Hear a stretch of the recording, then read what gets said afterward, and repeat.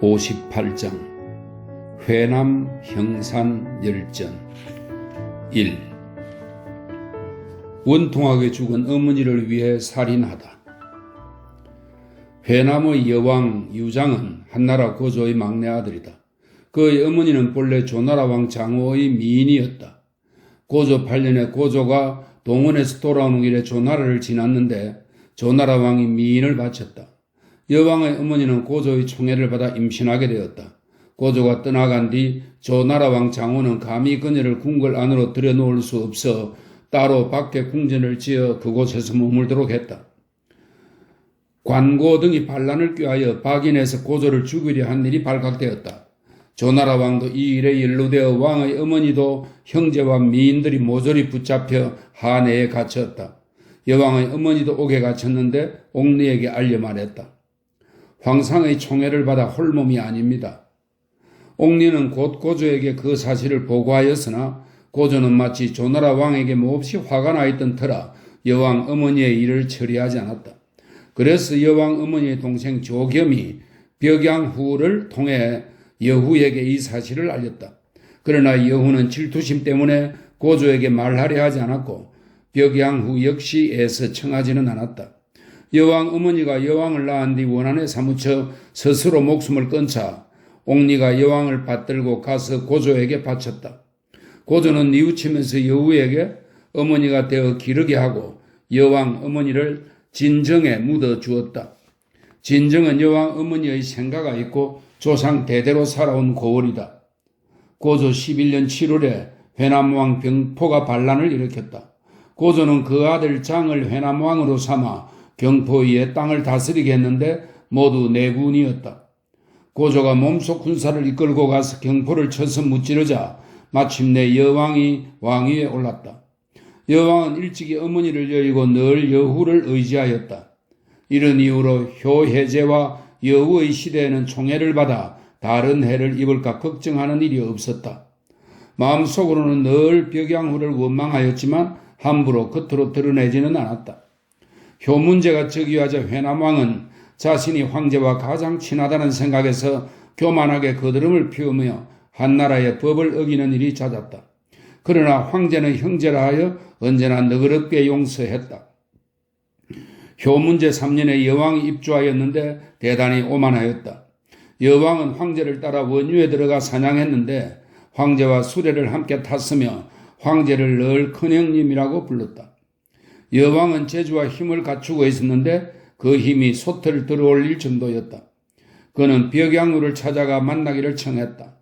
벽양후가 그를 만나러 나오자 소매 속에 감추어두었던 철출을 꺼내 휴려친 다음 따르던 위경에게 그 목을 베도록 했다. 여왕은 즉시 대궐로 달려가 엎드려 웃옷을 벗고 사죄하며 말했다. 신의 어머니는 조나라 왕 사건에 연루시키지 말아야 했습니다. 당시 벽양후가 힘을 썼다면 여후의 보호를 받을 수 있었지만 간하지 않았으니 이것이 그의 첫 번째 죄입니다. 조나라 왕 이의 모자는 죄를 짓지 않았는데도 여후가 그들을 죽였으나 벽양후는 간하지 않았으니 이것이 그의 두 번째 죄입니다. 여후가 여러 여씨를 왕으로 세워 유씨를 위태롭게 하고자 했으나 벽양후는 간하지 않았으니 이것이 그의 세 번째 죄입니다. 신은 삼가 천하를 위해 적신 벽양후를 주설하여 어머니의 원수를 갚고 대궐 아래 엎드려 죄를 청합니다. 효 문제는 여왕의 행동이 부모를 위하는 마음에서 나온 것이므로 가엾게 여기어 죄를 다스리지 않고 용서했다. 그러나 당시 박태우와 태자 여러 대신은 모두 여왕을 두려워하고 있었다. 이리하여 여왕은 자기 나라로 돌아와 더욱 교만하고 방자해져 한나라 법을 사용하지 않았다. 떠나들 땐 경필은 일반인의 통행을 금지시키는 것입니다. 경필을 청하고 자기 명령을 이것은 천자의 명령입니다. 자기 명령을 제라 하며 스스로 법령을 만들어 마치 천자처럼 행동했다. 차마 법대로 다스리지 못하다. 효문제 6년에 이 남자는 관직이나 직위가 없는 성인 남성을 말합니다. 남자 단 등 70명에게 극포 후 시무의 태자 끼와 공모하여 큰 술에 40대를 이끌고 곡구에서 반란을 일으키게 하고 마늘과 흉노로 사자를 보낸 일이 있었다. 일이 발각되자 황상은 그 일을 치죄하기 위해 사자를 보내 회남왕을 불러들였다. 회남왕이 장안에 도착했다. 성상인 신장창과 전객은 소수민족을 접대하는 직책을 가진 사람입니다. 전객 시인 풍경과 행의사대 부사 종정 시인 일과 정의 신하 비도적 중의 시인 복이 죽음을 무릅쓰고 이렇게 말씀드립니다. 회남왕 유장은 선제의 법을 폐지하고 천자의 조서를 듣지 않으며 거처하는 데에도 법도가 없으며 누런 비단득계를 한 천자용 수레를 타고 드나들면서 천자처럼 행시하고 있으며 법령을 마음대로 만들고 한나라 조정의 법을 쓰지 않습니다. 또 관리를 두는 일에서는 자기 낭중인 춘을 성상으로 삼고 한나라 제후들의 신하나 죄가 있어 망명한 자들을 거두어들여 숨겨주고 머무를 집을 마련해 주는가 하면 재물과 자기와 복록과 전택을 주었습니다. 어떤 이는 자기가 관내후에 이르고 복록을 2,000석이나 받았습니다. 이런 것들을 회남왕이 할 수 없는 일인데도 그같이 한 것은 무언가 하고자 하는 것이 있었기 때문입니다. 대부단과 사오는 죄를 지어 벼슬을 잃은 사람입니다. 대부단과 사오 계장 등 70명은 극포 후에 태자 기와 만나 반란을 꾀하여 종묘사직을 위태롭게 하려 하고 있습니다. 그들은 계장을 보내 유장에게 몰래 알려 민원과 흉노가 군대를 동원하게 하려 했습니다. 계장이 회남으로 가서 유장을 만났을 때 유장은 계장과 여러 차례 자리를 같이하여 이야기를 하고 음식을 나누었고 또 그를 위해 집을 마련해주고 아내를 얻어주고 2,000석의 복록에 봉했습니다. 계장은 사람을 단에게 보내 이미 회남왕에게 말했다고 했습니다. 또 성상춘은 사자를 보내 그런 사실을 단 등에게 알렸습니다. 관리가 이 일을 알고 장안의 위, 기 등을 시켜 계장을 잡아오게 했으나 유장은 그를 숨기고 내놓지 않았으며 이전에 중위였던 강기와 짜고 계장을 죽여 그 입을 틀어막았습니다. 그러고는 옷을 갖추어 비렁읍에 묻고 관리를 속여 어디에 있는지 모른다고 말했습니다. 또 거짓으로 흙을 모아 무덤처럼 만들어 놓고 그 위에 나무를 세워 계장이 죽어 이 밑에 묻혔다라고 써놓았습니다. 유장은 제 스스로 힘없는 한 사람을 죽이고 관리를 시켜 죄 없는 6사람을 논죄하여 죽였으며 기시에 처할 죄인 망명자를 숨겨주고 죄 없는 사람을 잡아 그 수를 채움으로써 기시에 해당하는 죄를 지은 망명자를 벗어나게 했습니다. 제멋대로 사람에게 죄를 씌움으로 죄인들은 억울해도 호소할 곳이 없어서 성단용 이상의 죄로 판결된 자가 14명이나 되고 사면시켜준 죄인은 죽을 죄에 해당하는 자가 18명, 성단용 이하가 58명이나 됩니다. 또 자기를 내려준 것이 관내후 이하가 94명입니다. 전날에 유장이 병을 앓을 때 폐하께서 걱정스러워 사자를 시켜 진서와 대추와 금포를 내려주셨습니다. 그러나 유장은 하사품을 받으려 하지 않고 사자를 만나려고도 하지 않았습니다. 또 남해에 사는 백성으로 여강군 경내에 있는 자들이 반란을 일으키자 회남의 관리와 군사들이 이를 공격했습니다. 이때도 폐하께서 회남 백성이 빈곤하다고 여겨 유장에게 사자를 보내 비단 5,000피를 하사하여 군사들 가운데 노고가 있는 자에게 주도록 하셨습니다. 그런데도 유장은 하사받으려 하지 않으며 노고한 사람이 없다고 거짓말을 했습니다. 남의 백성 왕직이라는 자가 폐하께 구슬을 올리고 싶다는 글을 올렸을 때 강기는 제멋대로 그 글을 불태우고 보고하지 않았습니다. 그래서 관리가 강기를 불러 다스리기를 청했으나 유장은 그를 보내주지 않고 강기는 병을 앓고 있다고 거짓말을 했습니다. 또 성상춘이 유장에게 한나라 조정에 입주하고 싶다고 청하자 유장은 노하여 그대는 나를 떠나 한나라에 붙기를 원하는구나 라고 말했습니다. 유장은 마땅히 기사에 처해야 하니 신들은 법에 따라 그의 죄를 다스리기를 청합니다. 황제는 조서를 내려 말했다. 짐은 차마 왕을 법대로 처리할 수 없으니 그 일은 2,000석을 받는 여루들과 의논하라. 신, 장, 경, 일, 복, 하는 죽음을 무릅쓰고 말씀드립니다. 신들은 삼가 여루와 2,000석을 받는 관은 하우영 등 43명과 함께 의논하였습니다. 모두 유장은 법도를 받들지 않고 천자의 조서를 듣지 않았으며 은밀히 도당 및 모반한 자들을 불러 모으고 망령자들을 후하게 대우하여 반란을 일으키려 한다라고 합니다. 신등은 법대로 다스려야 한다고 의논했습니다. 황제는 조서를 내려 말했다. 짐은 차마 왕을 법대로 처리할 수 없으니 그 일은 유장의 죽을 죄를 용서하고 왕위를 폐하라. 신창등은 죽음을 무릅쓰고 말씀드립니다. 유장이 큰 죽을 죄를 지었는데도 폐하께서 차마 법대로 처리하지 못하시고 그 죄를 용서하여 왕위만을 폐하도록 하셨습니다. 신들이 청컨대 유장을 촉군의 음도연 공으로 보내고 그 아들을 낳은 희첩들을 딸려보내 함께 살게 하며 또 현에서는 유장을 위해 집을 짓고 양식 등 일체를 관에서 떼주고 뗄나무와 채소와 소금과 된장과 취사 도구와 자리를 주게 하십시오. 신등은 죽음을 무릅쓰고 청하오니 이 일을 천하에 널리 알리십시오. 황제는 조서를 내려 말했다. 유장의 먹을 것으로는 매일 고기 5건, 술 2마를 주시오. 미인과 죄인 등 총애를 받는 사람 10명이 유장을 따라가 살게 하고 그 밖의 일은 의논한 대로 하라. 그러고는 회남왕과 함께 반역을 꾀한 자는 모조리 베어 죽였다. 이래하여 회남왕을 치거, 덮개가 있는 수레입니다. 치거에 태우고 현에서 현으로 차례로 호송하여 보내도록 했다. 형제는 배 한 자도 같이 입어야 하거늘. 이때 원왕이 황상에게 간언하여 말했다. 황상께서 평소 교만한 회남왕을 그대로 내버려 두시고 엄격한 태부와 성상을 두지 않아서 이 지경에 이르게 된 것입니다. 게다가 회남왕은 사람됨이 강직한데 지금 갑자기 꺾이게 되었습니다. 신은 회남왕이 졸지에 나쁜 기후를 만나 병들어 죽을까 염려되니 이렇게 된다면 폐하께서는 아우를 죽였다는 말을 듣게 될 텐데 어찌하시겠습니까? 황제가 말했다. 나는 이 일로 고심하고 있을 뿐이요. 그가 잘못을 깨달으면 지금 돌아오게 할 생각이요. 각 현마다 회남왕을 호송하는 자들은 모두 술에 포장을 봉한 채 감히 열려하지 않았다. 그래서 회남왕은 시종에게 일러 말했다. 누가 나를 용감한 사람이라고 했는가? 내가 어떻게 용감한 사람이 될 수 있겠는가? 나는 교만해서 내 허물을 들으려 하지 않아 이 지경에 이르렀다. 사람이 일생 동안 어떻게 이처럼 걱정하고 번민하며 지낼 수 있겠는가? 그러고는 굶어 죽었다. 수레가 옥년에 이르러 옥년 혈령이 수레의 봉합문을 열고야 비로소 황제에게 왕의 죽음을 알렸다.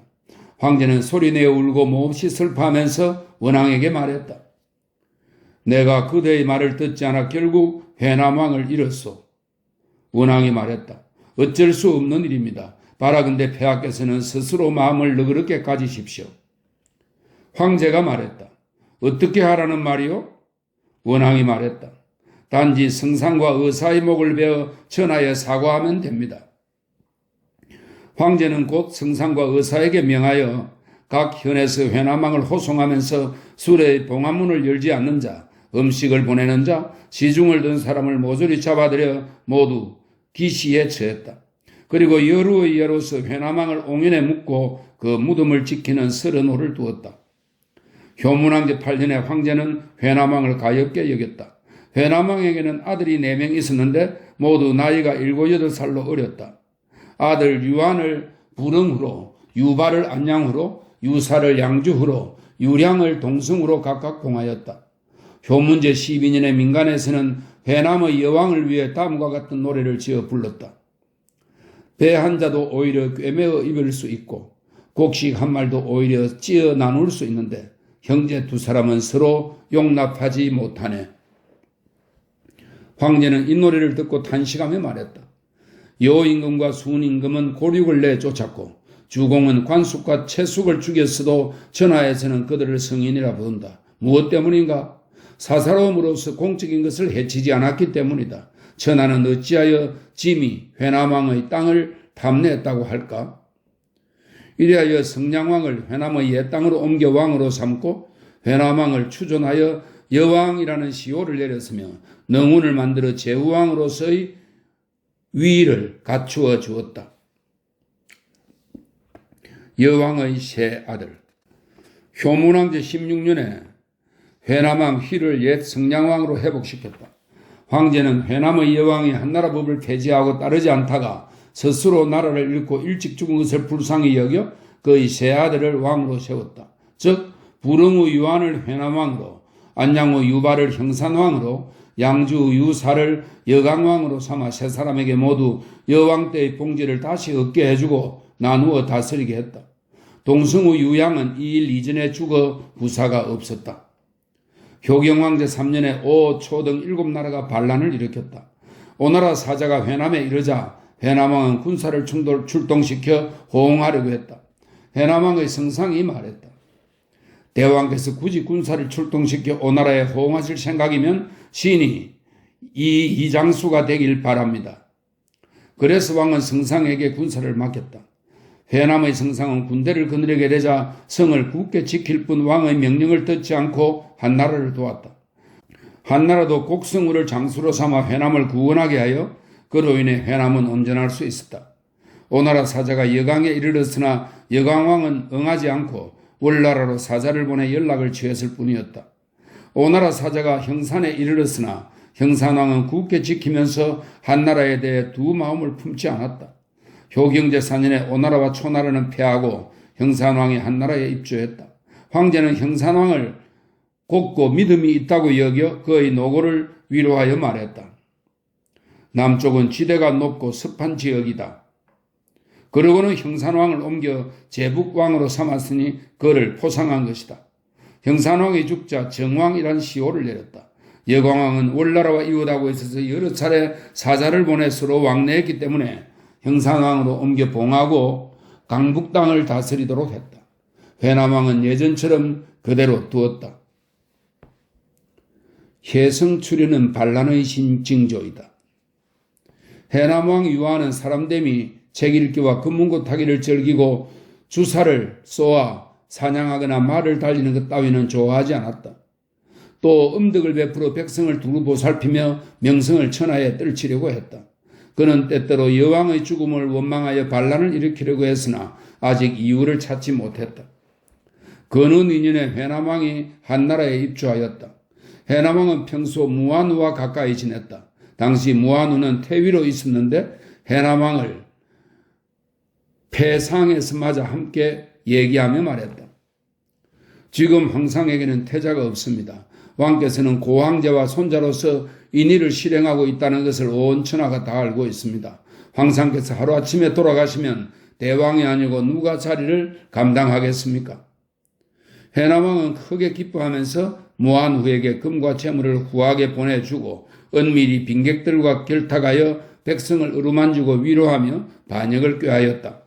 근원 6년에 혜성이 나타나자 회남왕은 마음속으로 이것을 이상하게 여기고 있었는데 어떤 사람이 회남왕을 설득하여 말했다. 앞서 오나라 군사가 반란을 일으켰을 때에도 혜성이 나타났는데 그 길이는 몇 자에 지나지 않았습니다만 피를 천리나 흘렸습니다. 지금 혜성의 길이는 하늘을 덮을 지경이니 천하의 군사들이 크게 일어날 것이 분명합니다. 회남왕은 속으로 황상에게는 태자가 없으니 천하에 변란이 일어나면 제후들은 서로 다툴 것이라고 생각하였다. 그러나 무기와 전쟁에 필요한 모든 병기를 만드는 데 더욱 힘쓰고 돈을 모아 군국 제후들의 유사와 기이한 재능을 가진 사람들을 매수했다.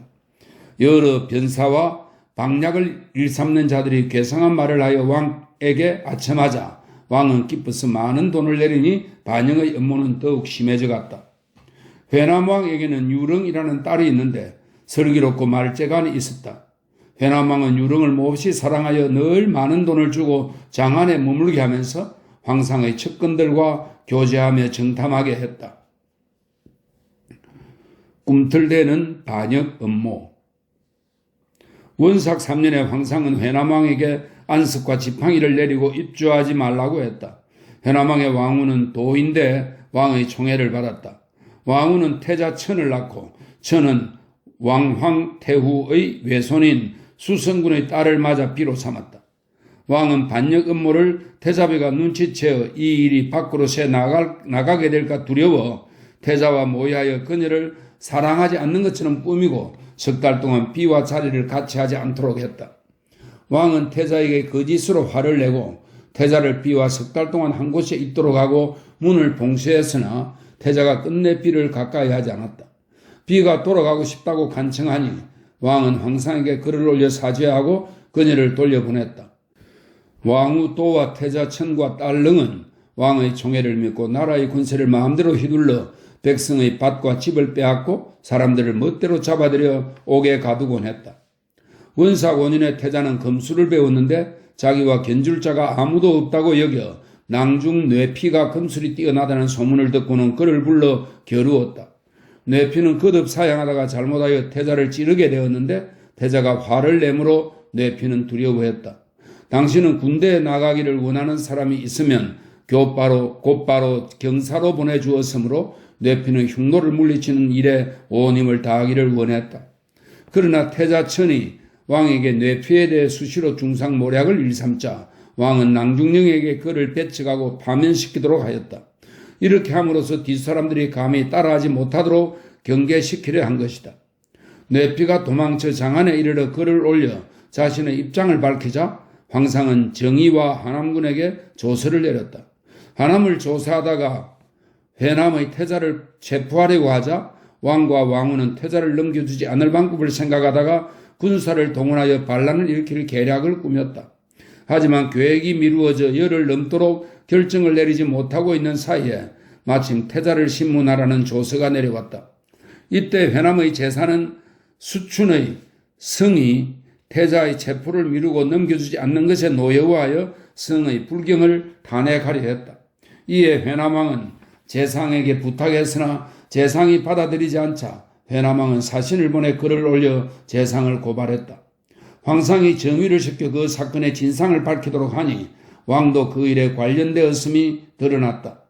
회남왕은 사람을 보내 조정에 있는 공경들의 동향을 살펴보게 하였는데 공경들이 회남왕을 체포하여 사건을 처리하도록 주청하였다. 왕이 일이 발각될까 두려워하자 태자천이 꾀를 내어 말했다.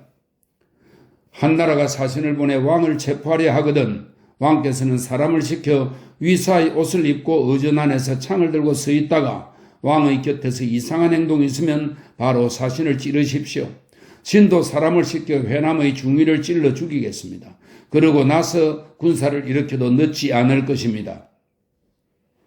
이때 황상은 공경들의 요청을 받아들이지 않고 한나라 중위 은경을 보내 회남왕을 신문하고 조사하도록 했다. 회남왕은 한나라 사신이 온다는 소식을 듣고 태자의 계책에 따라 손을 써두었다. 한나라 중위가 도착했는데 회남왕이 그 얼굴빛을 살펴보니 부드럽고 왕을 신문하는데도 뇌피를 파면한 내용만을 물을 뿐이었다. 왕은 어떤 위험한 일이 없을 것으로 스스로 판단하고 반란을 일으키지 않았다. 중위는 조정으로 돌아와 들은 사실을 보고했다. 회남왕을 취재하도록 요청했던 공경들이 말했다. 회남왕이 요하는 흉노를 힘써 물리치려고 한 뇌피 등을 가로막아 밝은 조서가 실시되지 못하게 방해했으니 마땅히 기시에 처해야 됩니다. 황상이 조서를 내려 허락하지 않았다. 공경들이 왕위를 폐하라고 청했으나 황상은 또 조서를 내려 허락하지 않았다. 공경들이 회남왕의 봉지 중 5형을 삭감하기를 청했으나 황상은 2형만을 삭감하도록 했다. 중위 은광을 시켜 회남왕의 죄를 용서하고 땅을 삭감하는 벌만을 내리게 했다. 중위는 회남 경계로 들어가 왕을 용서한다고 선언했다. 왕은 처음에 한나라 공경들이 자기를 빼어 죽이라고 요청했다는 말을 들었으나 봉토를 깎는 벌을 주었다는 말은 듣지 못했다. 그래서 한나라 사신이 온다는 말을 듣자 체포될까봐 겁내며 태자와 전처럼 사자를 찔러 죽일 계책을 세웠다. 그런데 중위가 도착하여 왕을 축하하므로 왕은 군사를 일으키지 않았다. 그 뒤 왕은 혼자 슬퍼하며 말했다. 나는 이 일을 행했다가 봉토를 깎였으니 참으로 부끄럽다. 그러나 회남왕은 봉토를 깎인 뒤에도 반역의 음모가 더욱 심해졌다. 장안에서 온 사신들은 터무니없는 말들을 찌끄려 황상에게는 아들이 없고 한나라는 제대로 다스리지 않고 있다고 하면 기뻐했지만 한나라 조정이 제대로 다스려지고 뒤를 이을 아들이 있다고 하면 화를 내면서 그것은 요사스러운 말로서 옳지 않다고 하였다. 왕이 천하를 버리지 천하가 왕을 버리는 일은 없다. 회남왕은 밤낮으로 오피, 좌우 등과 여지도를 들여다보면서 군대로 한나라를 침입할 곳과 부서를 정했다. 왕이 말했다. 황상께는 태자가 없으니 황상께서 돌아가시기라도 한다면 한나라 조정의 신하들은 틀림없이 교동왕이나 아니면 상상왕을 부를 것이고, 그렇게 되면 제후들은 서로 맞서 싸울진데 내 이를 대비하지 않을 수 있겠는가? 또 나는 고조의 손자로서 몸소 이 일을 실행해왔고 폐하께서 나를 후대해 주었으므로 지금까지 참아온 것이다. 그러나 폐하께서 돌아가시기라도 한다면 내 어찌 북면하여 신하 노릇을 하며 어린 것들을 임금으로 섬길 수 있겠는가? 왕은 동궁에 들어앉아 오피를 불러 함께 의논하여 말했다. 장군은 전으로 오르시오. 오피는 창백해진 얼굴로 말했다. 황상께서는 대왕을 너그럽게 용서하셨는데 왕께서는 또다시 어찌하여 나라를 망칠 말씀을 하십니까? 신이 듣건대 옛날 오자스가 오나라 왕에게 간언했지만 오나라 왕이 받아들이지 않자 신은 이제 사슴들이 고소대에서 노는 것을 볼 것입니다 라고 말했다고 합니다. 이제 신도 궁중에 가시덤불이 무성하게 자라고 이슬에 옷이 젖는 것을 보게 될 것입니다. 회남왕은 노여워서 오피의 부모를 붙잡아 석 달이나 가둬두었다. 다시 오피를 불러 물었다. 장군은 과인의 뜻에 찬성하겠소? 오피가 말했다. 못합니다. 신이 단지 온 것은 대왕을 위해 계책을 세워드리기 위해서입니다. 신이 듣건대 귀가 밝은 사람은 소리 없는 곳에서 듣고 눈이 밝은 사람은 형상이 없는 곳에서 본다라고 합니다. 그러므로 성인은 모든 행동에 만전을 기합니다. 옛날 주나라 문왕은 한 번 움직여 그 공을 천세까지 나타내어 3대에 나열되었습니다. 이는 이른바 하늘의 뜻을 따라 움직인 것으로 해내는 기약도 하지 않았는데 그를 따랐습니다. 이것은 천년 전 일이지만 본받아야 합니다.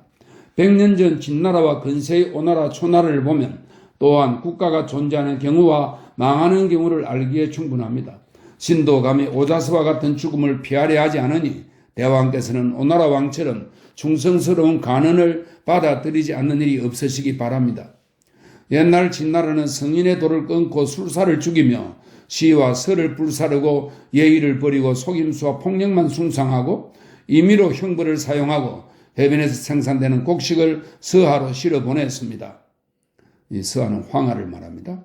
당시 남자들은 애써 농사를 지어도 술지개미와 쌀기조차 넉넉히 먹을 수 없고 여자들은 길쌈을 내도 옷으로 제 몸조차 제대로 가릴 수 없었습니다.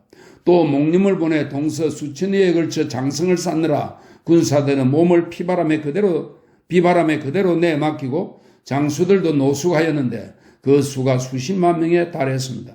죽은 사람은 이루다 헤아릴 수 없이 많고 시체는 천리에 이어졌으며 들판은 흐르는 피로 물들었습니다. 백성은 힘이 다하여 반란을 일으키려는 사람이 10집 중 5집은 되었습니다. 또 서복을 바다로 보내 기이한 물건을 찾아오게 했습니다만 서복은 돌아와 이렇게 거짓말했습니다. 신이 바닷속으로 들어가 대신을 만났는데 대신이 저에게 서왕, 시황제를 말합니다. 서왕의 사신이냐고 묻기에 신은 그렇다고 대답했습니다. 대신이 무엇을 찾느냐고 물어서 오래 살 수 있는 약을 얻고 싶다고 했습니다. 대신은 진나라 왕의 예물이 적으므로 그 약을 볼 수는 있으나 가져갈 수는 없다고 하고는 신을 데리고 동남쪽에 있는 복내산으로 가서 영지로 만들어진 궁궐을 보여주었습니다. 사자는 있는데 구릿빛의 용모습을 하였으며 그 광채가 하늘을 가득 비추었습니다. 그래서 신이 두 번째라고 어떤 물건을 바치면 되겠느냐고 물었더니 해신은 좋은 집안의 사내 아이와 계집 아이 그리고 온갖 장인들을 바치면 약을 얻을 수 있다고 했습니다. 진나라 황제는 크게 기뻐하여 좋은 집안의 사내 아이와 계집 아이 3,000명을 보내고 이들에게 오곡과 온갖 장인들을 주었습니다. 그렇지만 서복은 평평한 들판과 드넓은 못이 있는 곳까지 오더니 그곳에 머물러 왕노릇을 하며 다시 돌아오지 않았습니다. 이래하여 백성은 비통해하고 서로 그리워하면서 반란을 일으키기를 원하는 사람이 10집에 6집은 되었습니다. 또 위탈을 시켜 오령을 넘어 백월, 이것은 나라에는 마을이 많기 때문에 이렇게 불렀다고 합니다. 백월을 치게 했습니다. 그러나 위타는 중원이 극도로 황폐해졌음을 알고 그곳에 머물러 왕노릇을 하며 돌아오지 않았습니다. 그리고 사람을 보내 글을 올려 사졸들의 옷을 수선해야 한다며 출가하지 않은 여자 3만 명을 요구했습니다. 진나라 황제는 1만 5천 명만을 허락했습니다. 이리하여 백성은 마음이 기와장 부서지듯 흩어지고 반란을 일으켜 한 사람이 10집 가운데 7집이나 되었습니다. 어느 빈객이 고황제에게 때가 왔습니다라고 말했습니다. 고황제께서는 잠깐 기다리라. 성인이 동남쪽에서 일어날 것이다 라고 했습니다. 그로부터 1년이 채 못되어 진성과 오강이 일어났습니다. 고제께서 풍업과 쾌연에서부터 한 차례 의병을 일으키자 전하는 기약하지도 않았는데 호응에 온 사람이 헤아릴 수 없을 정도로 많았습니다. 이는 이른바 약점을 노려서 틈을 엿보는 것으로서 진나라가 멸망하는 시기를 타고 일어난 것입니다. 백성이 바라는 것은 가뭄의 단비를 기다리는 것과 같았기 때문에 대호 속에서 일어나 즉위하여 천자가 될 수 있었습니다. 그 공업은 사망보다 높고 덕은 끝없이 전해졌습니다. 그런데 이제 대왕께서는 고황제께서 천하를 쉽게 차지한 것만을 보고 근세의 오나라와 초나라는 왜 보지 않으십니까? 대체로 오나라 왕은 명호를 받아 유씨의 죄주가 되었고 한나라에 입주하지 않아도 되는 혜택을 받았으며 사군은 동량, 장, 오, 예장을 말합니다. 사군 백성의 왕이 되어 봉지가 사방 수천리나 되었습니다. 안으로는 구리를 끓여 돈을 만들고 동쪽에서는 바닷물을 끓여 소금을 만들며 위에서는 강릉의 나무를 베어 배를 만들었습니다. 그 배 한 척에 실을 수 있는 양은 중원의 술에 수십 대에 맞먹었습니다. 나라는 부유하고 백성은 많았습니다. 주옥과 황금과 비단을 나누어 제후와 종실과 대신들에게 뇌물을 주었으나 외척 두시만은 참여하지 않았습니다. 그리하여 계책이 정해지고 모의가 이루어지자 군사를 일으켜 서쪽으로 나갔습니다.